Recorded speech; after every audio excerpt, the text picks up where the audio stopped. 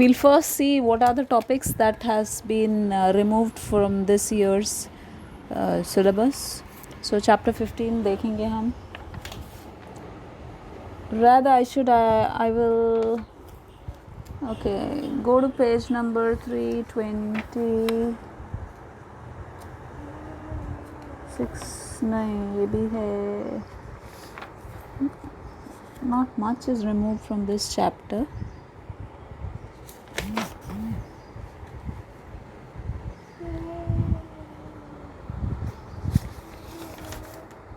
Okay, page number 330 में environmental issues नहीं हैं.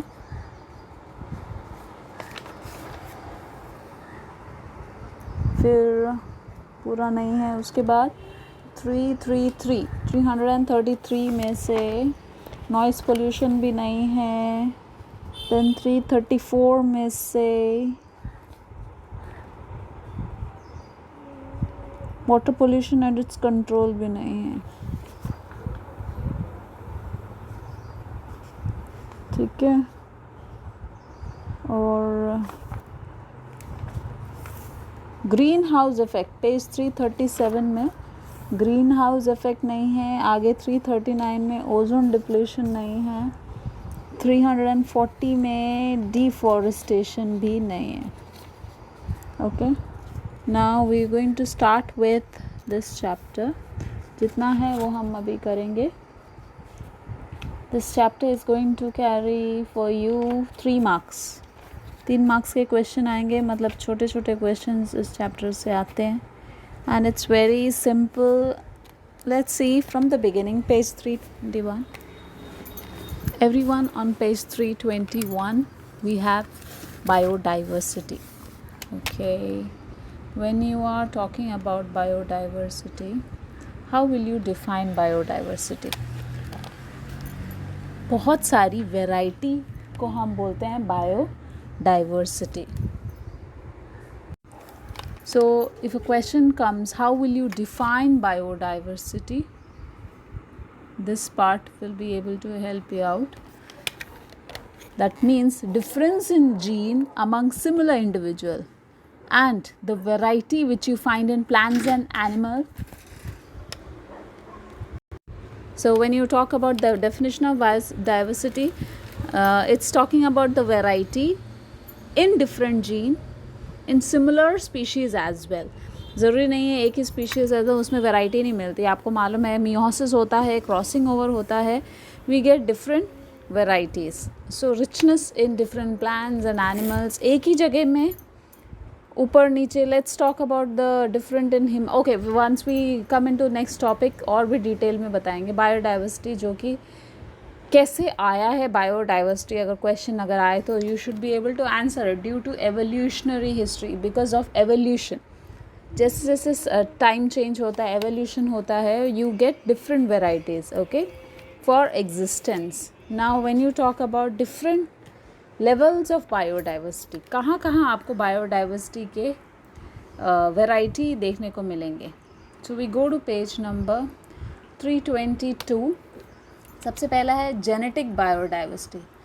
When you are talking about genetic diversity, मतलब जीन के अंदर जब चेंजेस मिलते हैं एक ही जगह पे, जब अलग अलग जीन के पॉपुलेशन दिखते हैं, तो that's called genetic diversity. For example, when you talk about India, in India we have around 1000 variety of mangoes. So it's one country but the variety of mango is 1000. Talk about the rice and wheat, चावल और गेहूँ, उसके भी 50,000 से करीब 50,000 के variety पाए जाते हैं. Right? When you talk about another example, very interesting example, Ruolfia vomitoria. ये वो पौधा है जो कि रिसर्पिन करके एक ड्रग बनाने में हेल्प करता है. They have a chemical.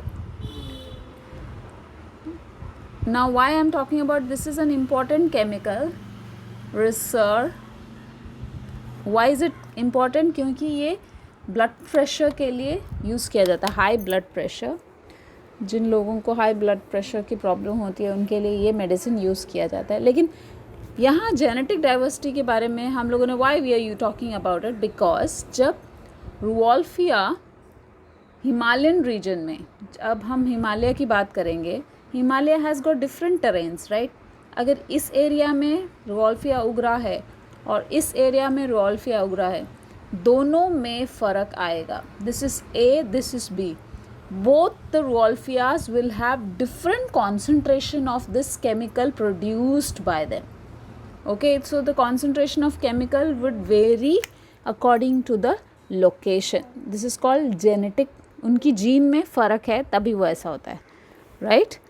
Difference in the gene है तो वो रुअल्फियाई, but there is genetical change. That is why उनका जो chemical बनता है, they secrete this chemical reserpine which secrete in different concentration. उनका जो केमिकल पोटेंसी है वो अलग अलग जगह पे अलग अलग है तो वो हिमालयाज़ में, but in Himalayas you have different variety, different areas, no locations, so उनकी पोटेंसी चेंज हो जाती है. So that's another example of genetic diversity.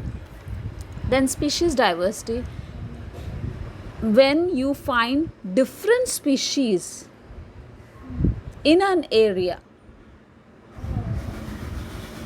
अलग स्पीशीज़ अंडर एक पर्टिकुलर एरिया में डेफिनेशन में आएगा. जैसे कि एग्जाम्पल दिए, वेस्टर्न घाट में एम्फीबियन स्पीशीज़ ज़्यादा पाए जाते हैं compare to eastern Ghat.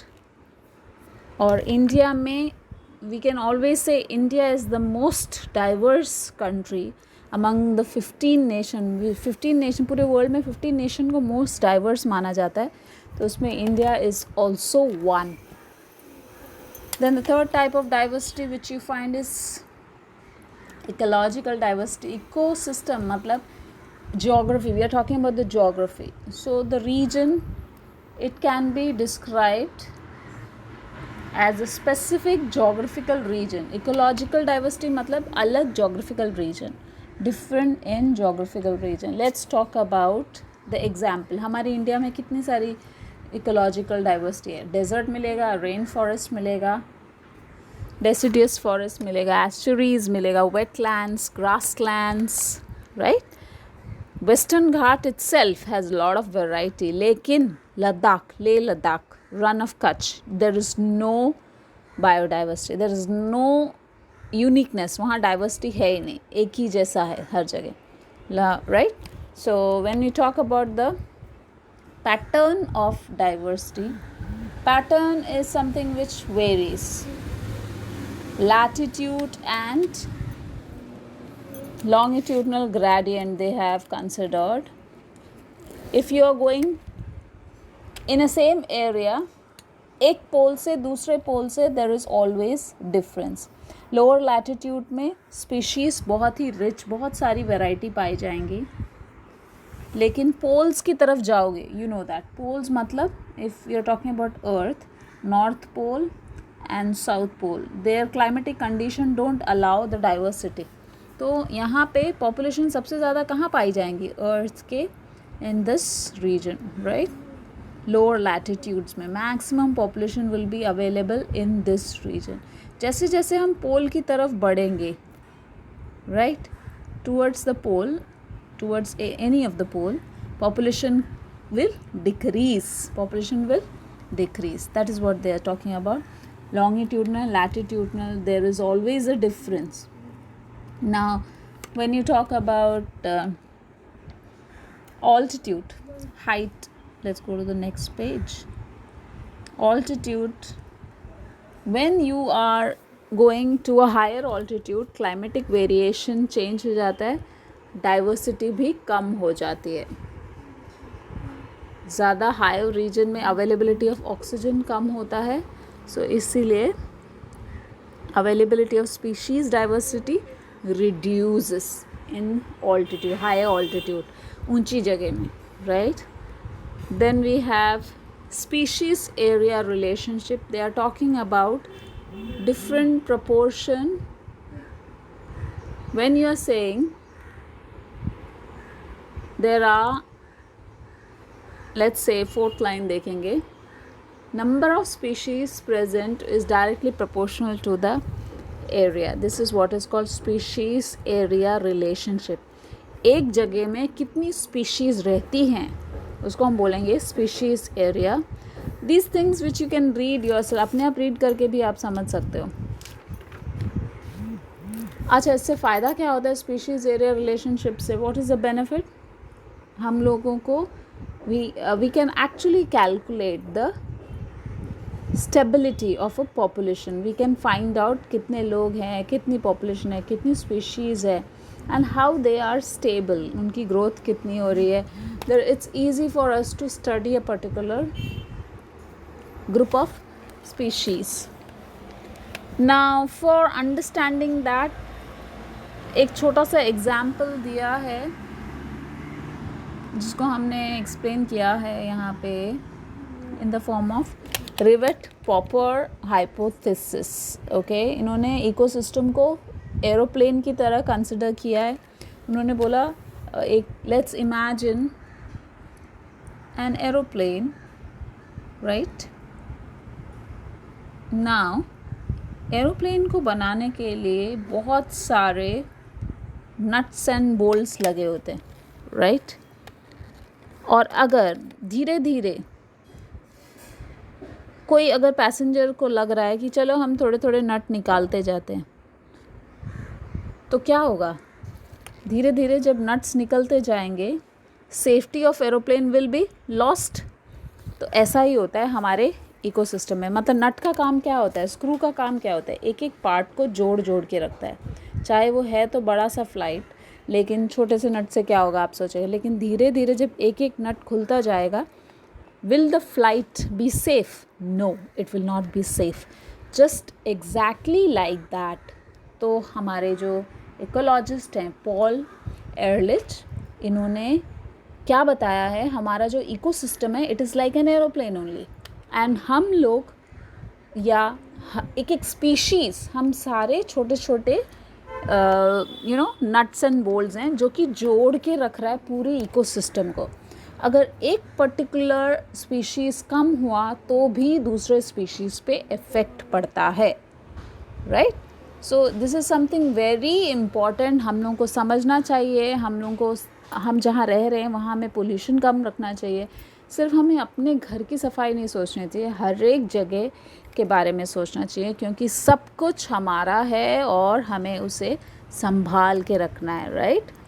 So it is something very important, right. अब हम बोल रहे हैं कि हमें घर बनाना है. ऑलरेडी हमारे पास घर है, लेकिन अब जो हमारे पास फॉरेस्ट एरिया है उसको कट करके जब हम घर बना रहे हैं तो हम भूल जाते हैं उस फॉरेस्ट में जितने भी स्पीशीज़ है उनका घर कहाँ है फिर. So what is going to happen, उनकी स्पीशीज़ की जो स्ट्रेंथ है वो कम हो जाएगी, right. So automatically we are affecting what we want. हमको जो चाहिए, हमारे पास बहुत पैसा है, we are going to create big houses. हमको रहना नहीं है तो भी हम बड़े बड़े घर बनाएंगे एंड रख देंगे. But we should think about other species also. तो हम ये छोटा सा एग्जाम्पल रिवेट पॉपर हाइपोथेसिस से यही बता रहे हैं कि चाहे वो छोटा सा स्क्रू हो, चाहे एक छोटा सा स्पीशीज़ ही क्यों ना हो, हर स्पीशीज़ इम्पॉर्टेंट होता है इकोसिस्टम को जोड़ के रखने के लिए. ऐसा नहीं है सिर्फ इंसान चाहिए. धीरे धीरे धीरे सिर्फ इंसान ही बचेंगे, कुछ नहीं रहेगा. फिर इंसान ऑक्सीजन सिलेंडर लगा के घूमेगा. So this is something going to happen now.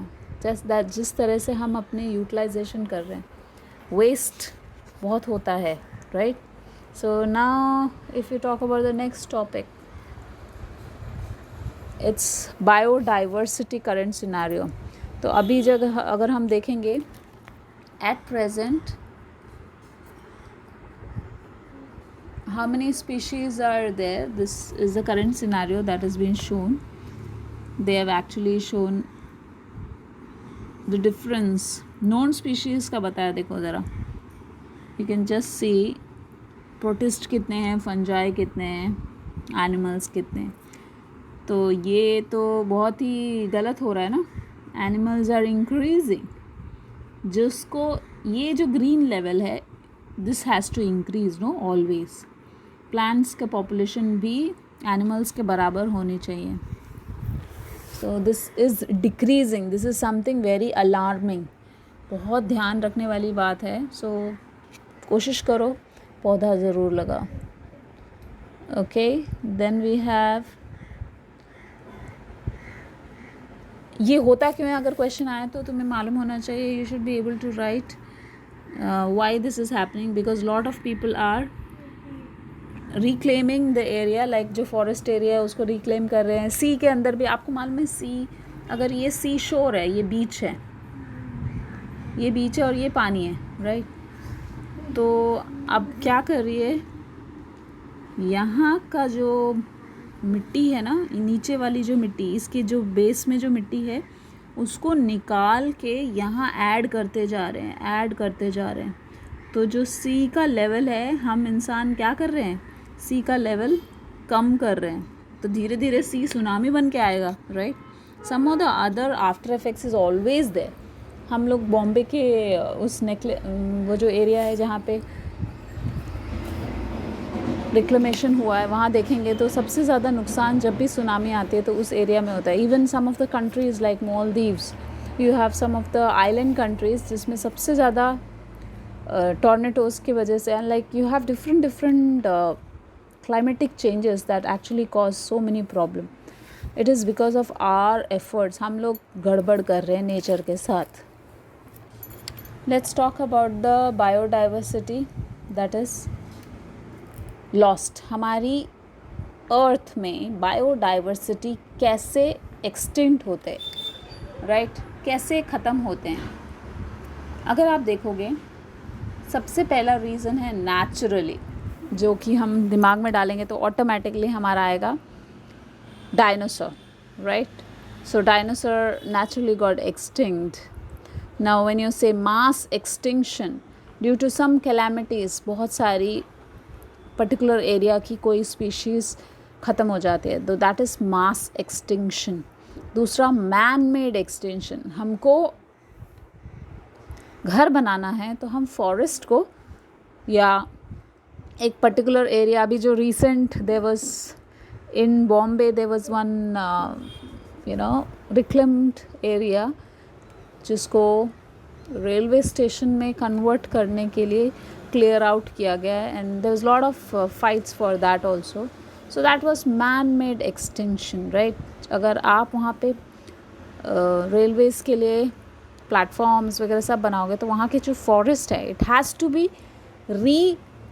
Cultivated. ऐसा नहीं होता ना कि forest out of India what happens, they don't ignore plans. अगर लैंड बनानी है, रोड्स बनाने हैं, तो प्लांट के ऊपर से उनके हाईवेज चले जाते हैं, कभी प्लांट कट करके नहीं जाते. So these are man made responsibility. These are something very pitiful, too bad. Exam में we have this question, what are the 4 main criteria और 4 main reasons of biodiversity loss. हमारी जो बायोडाइवर्सिटी, हमारी इतनी सुंदर कल्चर, इतनी वैरायटी कैसे loose हो रही है, 4 मेन कारण. So we have use this word evil quadrant. So 4 main reason is 1, number 1 natural habitat का ख़त्म होना. नंबर 1 इज़ नेचुरल हैबिटेट का ख़त्म होना, राइट, जिससे स्पीशीज़ थ्रेटन्ड हो जाते हैं. Then number 2 over exploitation. जिस चीज़ की ज़रूरत नहीं उससे भी ज़्यादा हम अपने पास रखना पसंद करते हैं, over exploitation. Then third is alien species invasion. मतलब हमें चाहिए बेहतर, जैसे कि अभी एक फार्म में, एक एग्जाम्पल जो टेक्स्ट बुक का example, I am just trying to give you that example. A fish was introduced, that is African catfish was introduced in a lake. उस लेक में ऑलरेडी कैटफिश थे, जो उस जगह की कैटफिश थी वो ऑलरेडी थी. तो जब अफ्रीकन कैटफिश को इंट्रोड्यूस किया तो इसका जो पॉपुलेशन है, ये जो हमारा लोकल कैटफिश था ना, उसका पॉपुलेशन घट गया. सो this is again another type of extinction. धीरे धीरे वो भी कम होता जाएगा. सो this is called invasive species. Predator fish बन जाता है ये. African catfish becomes alien species इन्वेशन. So this is an example. Alien का इंट्रोडक्शन हुआ, नई स्पीशीज़ का इंट्रोडक्शन हुआ एक पर्टिकुलर जगह पे, right. So this is also a third important quadrant. The fourth is को existence. When you talk about coexistence, जब बहुत सारी वैरायटी एक साथ जब रहती है और एक ही चीज़ को खाती है तो ऑटोमेटिकली एक्सटिंक्शन तो होना ही है। बहुत सारी स्पीशीज़ जब एक ही पर्टिकुलर स्पीशीज़ को खा रही है तो जो स्पीशीज़ है बेचारा अकेला, उसको खाने के लिए बहुत सारी हायर स्पीशीज़ है, तो they are going to come into extinction, खाना ख़त्म हो जाता है, राइट। अब सारे कार्निवोरस एक साथ रहेंगे तो हर्बीवोरस की स्पीशीज़ के इफेक्ट एक्सटिंक्शन भी हो सकती है। कार्निवोरस को जब खाना नहीं मिलेगा तो ऑटोमेटिकली उनका भी एक्सटिंक्शन हो सकता है। सो दिस इज़ कॉल्ड को एक्सटेंशन। एक साथ रहने की वजह से they get extinct, they become endangered. Now there are different terms which you should be knowing, that's on this page number 327. Different species have been put under categories. Extinct का मतलब जो कि अब available ही नहीं है, there is no record about it, how they have been, that is extinct. Extinct in wild means अगर उनको खुले में रखोगे तो वो एक्सटिंक्ट हो जाएंगे, तो उनको हमको संभाल के एक एरिया बनाना पड़ेगा तो वो अपने आप को ग्रो कर सकते हैं, दे कैन डेवलप। जैसे कि हमने वाइट टाइगर को एक्सटिंक्ट होने से बचाया, इंडिया में एफर्ट्स लिए गए थे टाइगर प्रोजेक्ट डाल के, अब वो एक्सटिंक्ट नहीं है, it is there, the population has increased. So this, अगर उसको हमने छोड़ दिया होता तो वो एक्सटिंक्ट हो जाता white tiger, but now fortunately we could control the population of white tiger. Then critically endangered मतलब बहुत हाई रिस्क पे हैं, बहुत कम नंबर, 50 से भी कम नंबर अवेलेबल है। एंडेंजर्ड, उनकी quantity has decreased, now there is rapid population decline, उनकी पॉपुलेशन फट से कम हो रही है, तो इसलिए वो एंडेंजर्ड। कुछ ना कुछ वहाँ के पॉपुलेशन में क्यों फ़र्क पड़ रहा है, may be because of pollution, may be because of their availability of food, anything can be. Vulnerable मतलब जो कैटेगरी अभी फ़िलहाल इतना प्रॉब्लम नहीं है, बट अगले 10 साल में अगर हम कंपैरिजन करेंगे अभी के और अगले 10 years में, there would be some change according to the studies. That is what is vulnerable. Okay, they can be considered आगे जाके, there is a probability. Near threatened मतलब in future मतलब बहुत साल में there is a probability कि ये species ख़त्म हो सकते हैं। लीस्ट कंसर्न मतलब बहुत सारे हैं तो कोई टेंशन नहीं है इन स्पीशीज़ की। देन डाटा डेफिशिएंट, कुछ स्पीशीज़ ऐसे हैं कि उनकी इंफॉर्मेशन ही नहीं है हमारे पास, तो वो इस कैटेगरी में आ जाएंगे, तो हमें उनके बारे में ज़्यादा इन्फॉर्मेशन है ही नहीं कुछ स्पीशीज़ की, so they are data deficient category. Then not evaluated, करीब 1.9 मिलियन स्पीशीज़ को कंसिडर किया हुआ है, नॉट इवैल, अभी तक उनके बारे में किया ही नहीं study. Okay, they are under waiting list, so it is not evaluated. Next is how can we conserve biodiversity, कैसे कर सकते हैं कंजर्वेशन ऑफ बायोडाइवर्सिटी, कैसे हो सकता है। So this you can write on your own, right, आप लोग अपने हिसाब से लिख सकते हो। In situ and ex situ क्या है मैं बताती हूँ।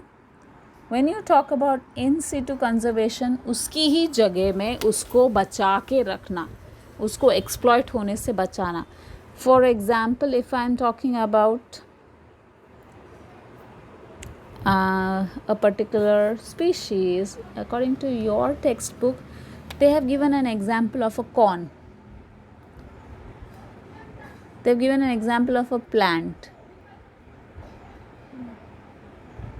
okay, they have given one tiger reserve also, okay, this is something more interesting. ये ज़रा रीड करेंगे, कान्हा फॉरेस्ट को टाइगर रिजर्व की तरह अनाउंस कर दिया है, तो उसका मतलब क्या है। let's say this is the land, this is Kanha national park, right. ये एक फॉरेस्ट था, कान्हा फॉरेस्ट था, जो कि गवर्नमेंट ने अपने अंडर ले लिया. तो यहाँ पे सिक्योरिटी गार्ड्स हैं, तो इसके अंदर एंट्री विदाउट परमिशन नहीं मिलती इंसान को, राइट. सो इसके अंदर अगर किसी को एंट्री चाहिए, so that entry will be only by government officials. So जो कान्हा फॉरेस्ट है उसको इन सिटू कंजर्वेशन के अंदर कंसिडर किया है. क्यों? क्योंकि इसके अंदर के जो टाइगर्स हैं उनके नंबर घट रहे थे, तो उनकी सुरक्षा के लिए इसको अंडर ह्यूमन और we can say under recorded category they have kept. मतलब है तो वो वही एरिया, राइट, जहाँ पे टाइगर्स रह रहे थे. हमने जगह नहीं बदली. टाइगर का ऑलरेडी जो ओरिजिनल घर है वहीं पे टाइगर रह रहे हैं, लेकिन उनको प्रोटेक्शन मिल रहा है by man. So this is called in situ conservation. लेकिन दूसरा कंडीशन क्या है? अगर हम वहाँ के टाइगर को वहाँ से निकाल के अपनी बनाई हुई कोई बिल्डिंग या park, building in a sense अपनी एरिया, कोई पार्क के अंदर रखते हैं, okay, this is man made park, okay, तो इस कंडीशन को हम बोलेंगे एक्स सीटू कंजर्वेशन, राइट. तो नेचुरल एरिया से हटा के जब मैन मेड एरिया में किसी ऑर्गेनिज्म को कंजर्व करने रखते हैं तो उसको हम बोलते हैं. ये हम कौन से स्पीशीज़ के लिए करते हैं? जो कि थोड़े एंडेंजर्ड है, जिनकी लाइफ थ्रेटन्ड है, okay. So this is called ex situ. So I hope ex situ and in situ conservation is clear. Then what is Biological Diversity Act? Let's go to Biological Diversity Act. इसके हिसाब से अगर किसी को कुछ भी करना हो एक पर्टिकुलर एरिया में, तो परमिशन लेना पड़ता है एक पर्टिकुलर कमिटी के साथ. उस कमिटी का नाम है बायोडाइवर्सिटी मैनेजमेंट कमिटी, ओके. वैसे तो इसके अंदर 3 लेवल है. नेशनल लेवल को हम वी से नेशनल बायोडाइवर्सिटी अथॉरिटी, जो स्टेट लेवल है उसको स्टेट बायोडाइवर्सिटी बोर्ड, एंड जो और भी लोकल लेवल है उसको हम बोलेंगे बायोडाइवर्सिटी, BMCs बोलते हैं, बायोडाइवर्सिटी मैनेजमेंट कमिटी. तो ये 3 लेवल होती है. अब इन कमिटी के बनाने के पीछे का कारण क्या है? जो हमारा बायोडाइवर्सिटी उसको सुरक्षित रखने के लिए. फॉर एग्ज़ाम्पल, इन्होंने जो एग्ज़ाम्पल दिया है, अगर हमें कुछ करना है एक पर्टिकुलर जगह में, हम लोग गए, लेट्स से हम लोग महाराष्ट्र के हैं, हम लोग गुजरात गए या महाराष्ट्र के किसी फॉरेस्ट में गए, हम लोगों को स्टडी के लिए कुछ प्लांट्स कलेक्ट करने हैं. हम खुद से अगर प्लांट कलेक्ट करेंगे तो will be fined 10 lakh rupees without the permission अगर हम करेंगे, और we can be put in jail rather we can say, okay. So it is a punishable offense. तो हमारा जो biodiversity है it is under law now. तो उस law को हम we are using this word Biological Diversity Act. So it is an act. When did it become an act? In the year 2002. जिसके वजह से हमें कुछ भी स्टडी करना हो, चाहे उसको यूज़ करना हो, we need permission for any kind of activity. So if you just read this paragraph, it is mandatory for foreigners, NRIs as well as Indian citizen. ऐसा नहीं है सिर्फ इंडियन ही, कोई भी बाहर से आए या अपने ही देश का कोई हो, हमें परमिशन चाहिए नेशनल बायोडाइवर्सिटी अथॉरिटी की before we exploit local resource, okay, और else we will be sent to jail और 10 lakhs rupees can be find against us, okay. Then we have environmental issue नहीं है.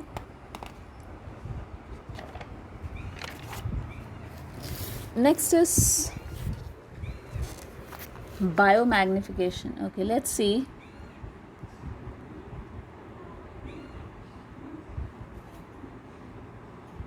ये आपका नहीं है।